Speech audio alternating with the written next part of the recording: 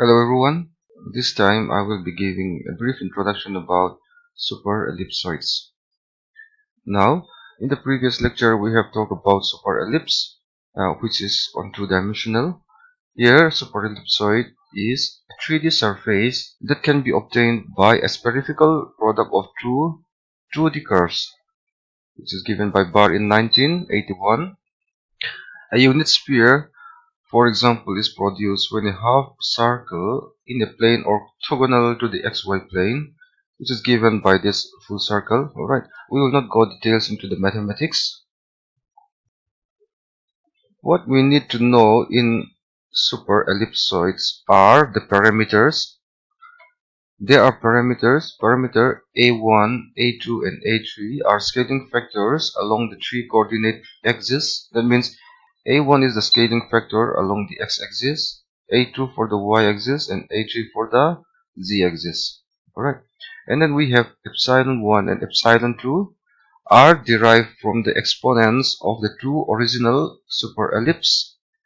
E2 determines the shape of the superellipsoid cross-section parallel to the xy plane. Parallel to the xy plane, we have epsilon 2, while epsilon 1 determines the shape of the superellipsoid cross-section in a plane perpendicular to the xy plane and containing the z-axis. Alright, epsilon 1 contains the z-axis, whereas epsilon 2 contains the superellipsoid cross-section parallel to the xy plane. Alright. The formula for superellipsoid can be given as this. On the x-axis, we have a scaling factor of A1. On the y-axis, we have a scaling factor of A2. Alright. And on the z-axis, we have a scaling factor A3. And then the formula is given here like this. On the x and y axis, we have a parameters called epsilon 2. Here E2, 2 divided by epsilon 2, 2 divided by epsilon 2, whole to the power epsilon 2 divided by epsilon 1. And the z-axis we have 2 divided by epsilon 1 equals to 1. Alright, this formula you will have to remember. Okay, so in case we want to test whether a point lies inside or outside the superellipsoid, this is the function formula for checking whether a point lies inside or outside the superellipsoid. Here is the function. Okay, so you will have to remember these two formula and also try to remember what epsilon 1 and epsilon 2 stands for. Alright, so let us give an example here. This is a diagram.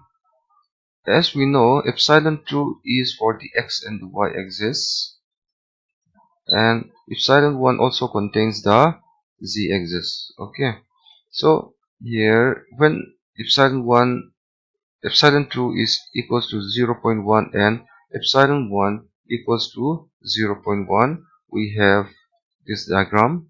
Alright, and this column is when epsilon 1 equals to 1, and this column is when epsilon 1 equals to 2. So let us see the first row.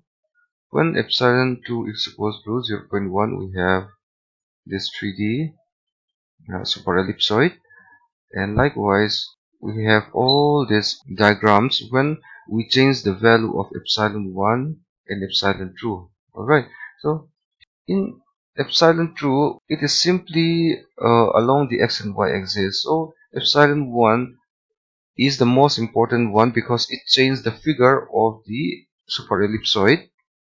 As you can see from here, when epsilon 1 is equals to 0.1, we have a rectangular shape. When epsilon 1 is equals to 1, we have somewhat like a elongated spherical shape. And then when we have epsilon 1 equals to 2, we have something like a two-side pyramid. Alright, so here we have something like a mirror side pyramid as well, like this.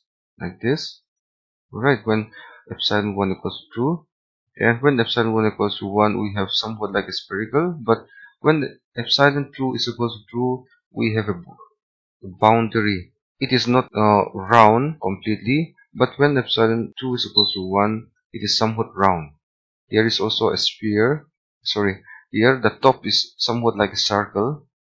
Okay, and then here we have somewhat like a cylindrical looks when epsilon 2 equals to 1. Alright, and here we have, so this one is somewhat rectangular on the top as well.